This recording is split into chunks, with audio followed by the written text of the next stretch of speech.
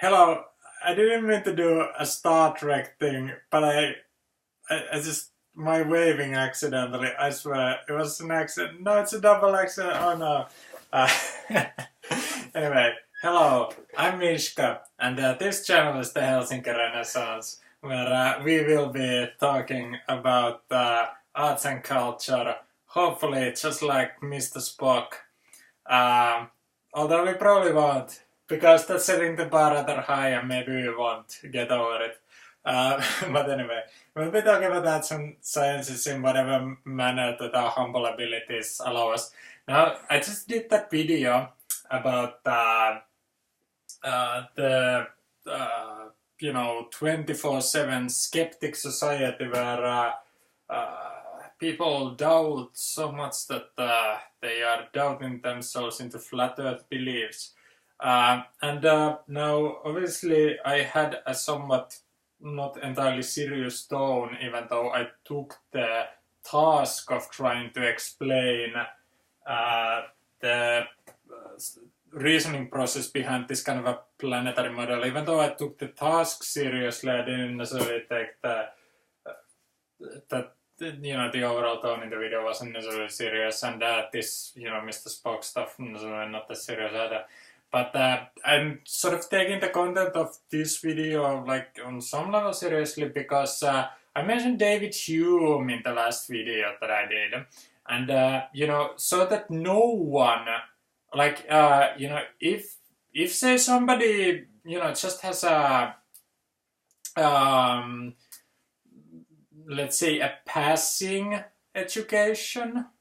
I don't mean passing and as in they passed, but like a passing as in they were sort of just passing through their education. It was just something that they did to pass the time, and they've gotten out of it, and something like some of the people who aren't that invested in the education sphere, like you can cut them some slack, if they should have one or two theories not be right. So why I wanted to do this video, since I mentioned David Hume in the last video, is because I think that there's a situation that more highly educated men than, say, some basketball players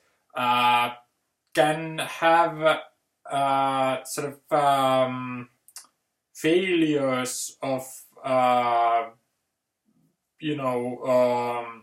equal size when it comes to putting yourself behind some theory that turns out not to be true. When Albert Einstein was coming to the scene, he had the unfortunate pleasure of having to slightly lessen Isaac Newton's reputation. At every moment, Albert Einstein was saying that Isaac Newton is a big reason why we are standing on the shoulders of giants and why we are able to have the modern advances that we are having, and so on. Einstein was very respectful towards Newton, but he when the press got hold of Einstein's breakthrough, the headlines were something like Newton debunked, exclamation mark, exclamation mark, exclamation mark 1 or something. Some really legendary scientists and philosophers and whatever, they've been wrong. It happens. You can't be right about everything. Unless you're a mother, in which case perhaps you have such a superpower. As for the rest of us humble mortals just trying to find our way home through the world, it's just, sometimes you're wrong and it just happens, and I don't think people should make too much of a big deal about it. But like I said, since I mentioned David Hume, I believe I have very convincing proof regarding why David Hume was dead wrong about one of his theories, and how some extremely highly educated and otherwise brilliant philosophical minds, they just haven't seemed to in any way be able to detect some gigantic circuit breaker in one of David Hume's one of his theories. So anyway, if you know nothing about David Hume, I'm not gonna give you any kind of Hume in 5 minutes presentations. But anyway, you either know about Hume or you don't, and it's just this video. This is a David Hume video. You watch it at your own discretion or something. But when I was first encountering David Hume and his writings, his contributions to philosophy and that whole thing, there was one thing that really kept bothering me, and I thought that I was absolutely certain that there was some way in which David Hume found a way to cheat, and that nobody just caught him doing it. That David Hume was doing something like Escher staircases, that those aren't part of the natural world. How he connects the dots, there's some point where a fallacy begins, and I couldn't immediately catch what it was. But then I just happened to see some American university lecture about David Hume talking about induction, and that's after I watched that video, that's when metaphorical apple dropped on my head, and I was like, great Scott, I know why.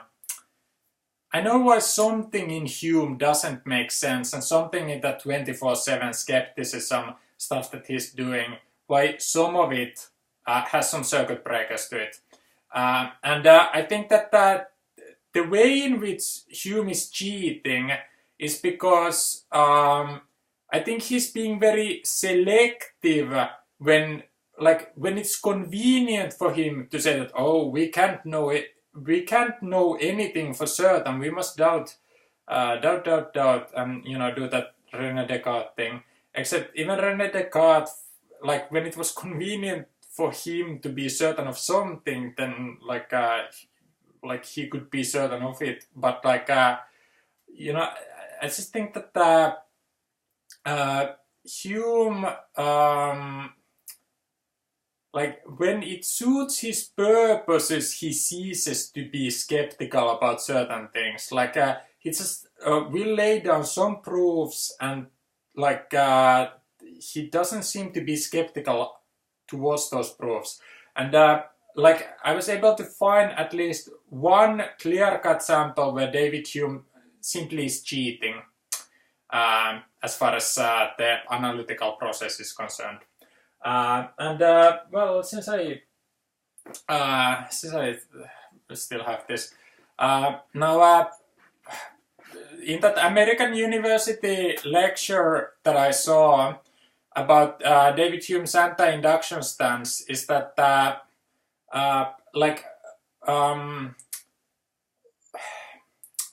at face value, it seems like David Hume is right. When David Hume says that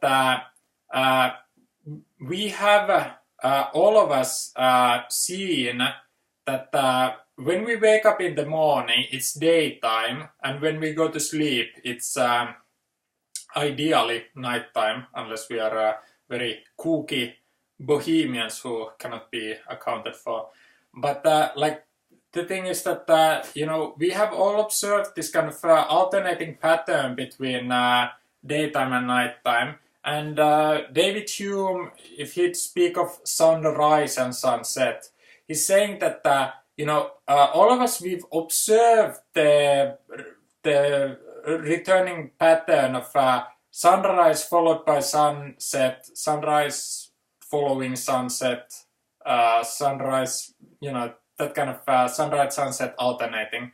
But David Hume, the reason why he's saying that if we have simply observed a pattern in the past and we make an induction that that pattern will keep repeating itself in the future, like the reason why David Hume seems to be popular is that some people think that Hume is just keeping it real.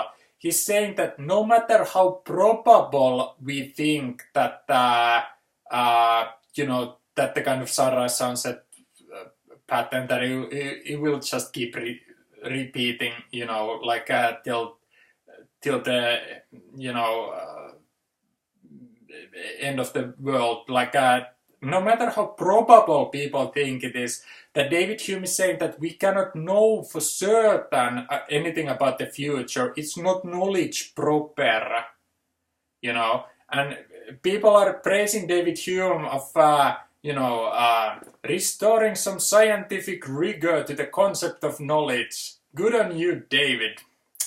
But the reason why I'm saying that there's cheating involved, whether David Hume is, as far as his sort of general bearings are concerned, whether he's, looking things the right way, the wrong way, whatever, like there is cheating.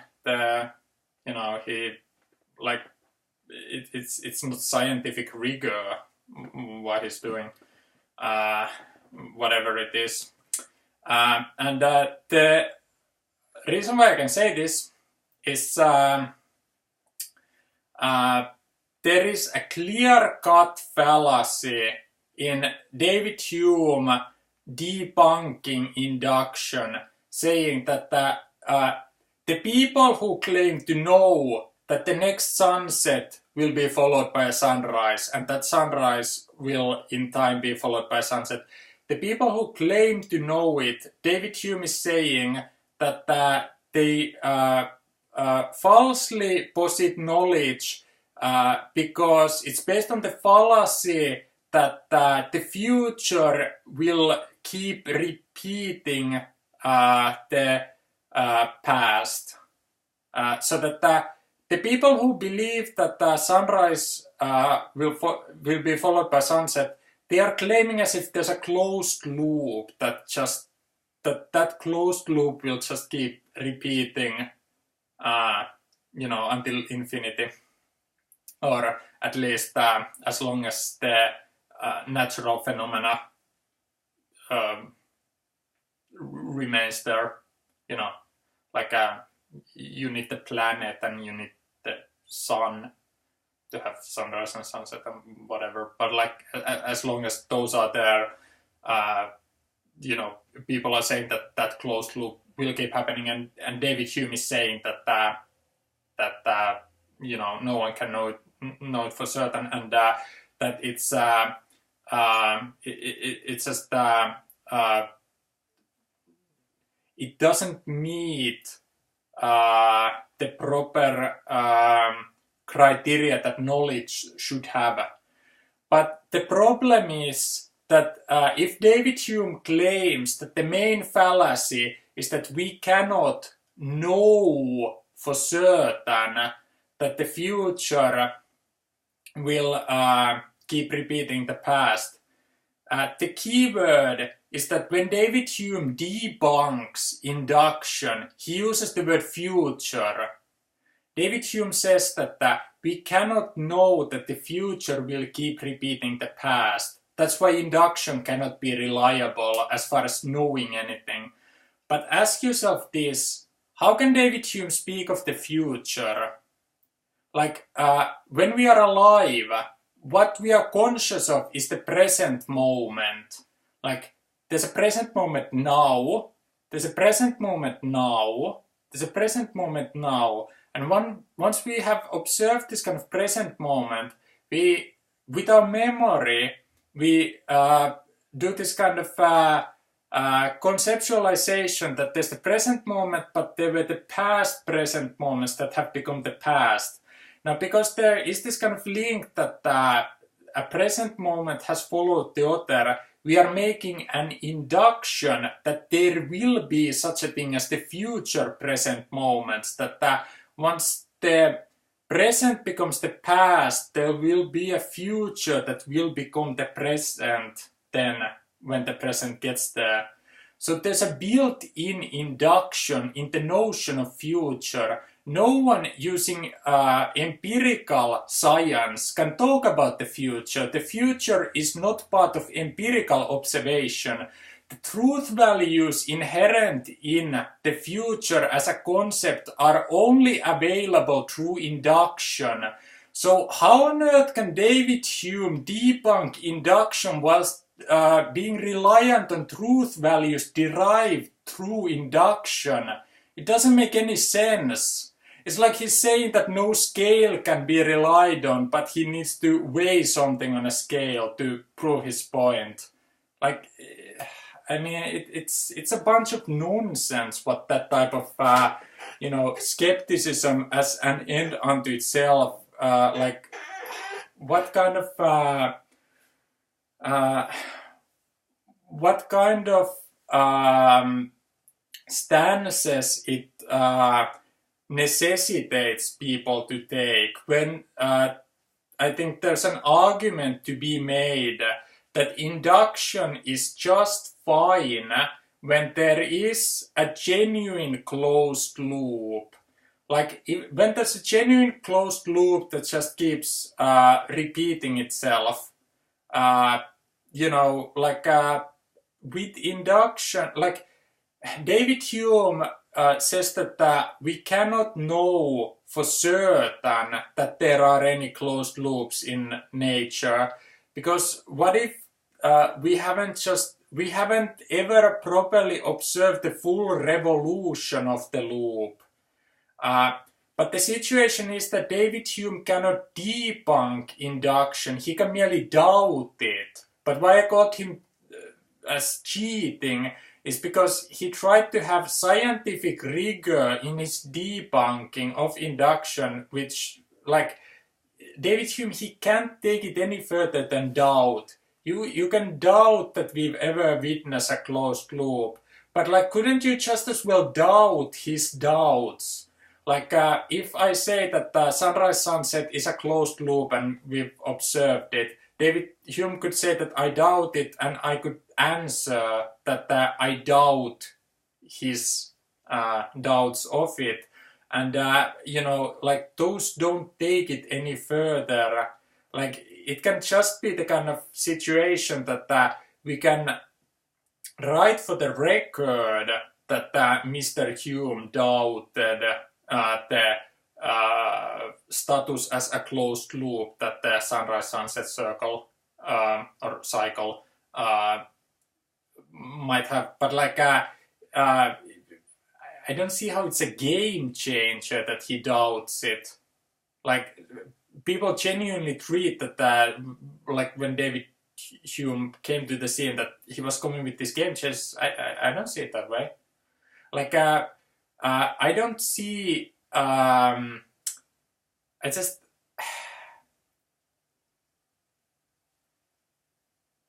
don't see what the burden of proof should be those who have to answer for somebody who came to doubt something. Like, it's on David Hume's part. Like, David Hume has the burden of proof. Like, I'm saying that even though people can be wrong when they use induction if they haven't witnessed the full loop.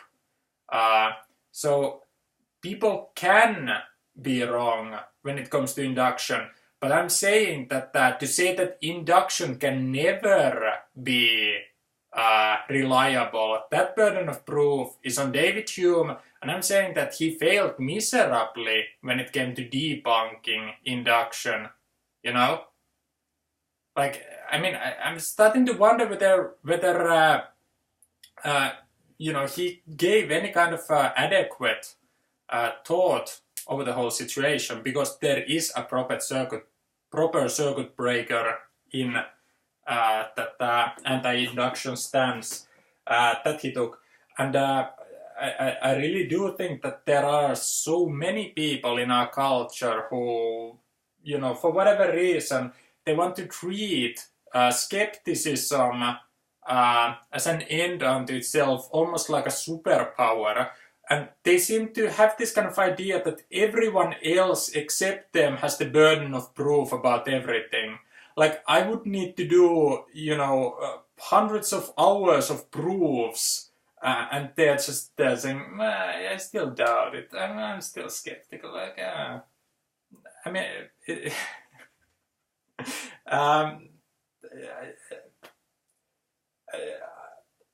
until someone can show some kind of a proper circuit breaker, as far as some of those scientific laws are concerned, I'm saying that I'm not taking a person's contribution seriously if all they do is say, well, maybe I doubt it. Yeah, maybe I'm skeptical. And like, isn't that how like Fox News approaches something like the climate change? They're like, maybe we're doubting it. Maybe we're skeptical. Like, it's scientific to be skeptical, It's like, really, are we really doing that? Really? It's not a superpower.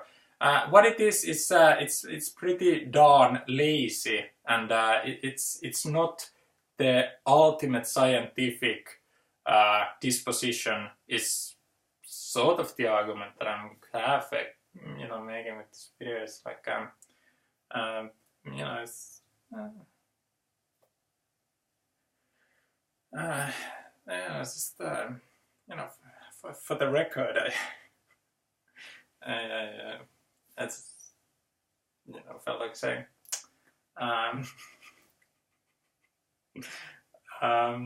But yeah, I mean, there's lots of Oxford and Cambridge and Harvard and Princeton professors who might be caught not looking at the sharpest when it comes to some of these things. And like, when the quantum theory crew started bursting into the scene, there was a similar situation that lots of professors placed at prestigious universities who were part of what gets called classical physics, like lots of professors from famous schools, maybe sort of positioned themselves on the wrong side of history when it came to the quantum theory. And nowadays people think that the quantum theory is sort of battle tested, and no matter how much some might doubt it, it's just it's really gaining favor in the scientific community. So like, if Harvard and Cambridge professors can be caught not at the sharpest, like, surely normal folks can as well. But like, it's just as I said, it happens. But like, the reason why I made this video, I want to state it for the record that this kind of simplistic reliance on skepticism as a superpower, I do not consider as a superpower. That's all that I mainly wanted to say. And it's like, in this age of alternative facts, I think it's perhaps worth saying that it's like, some facts are better than others.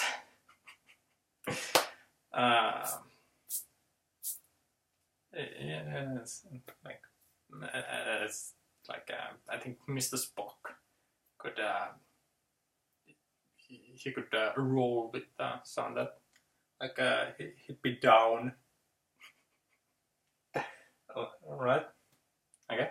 So anyway, like you know, anyway, what I wanted to say is that if like Oxford professors can be, you know, just flat wrong about some things, like normal people can be flat wrong too, and like we should all just join hands and sing positive songs, and you know, it's like you know, just, not be uptight, like you know, it's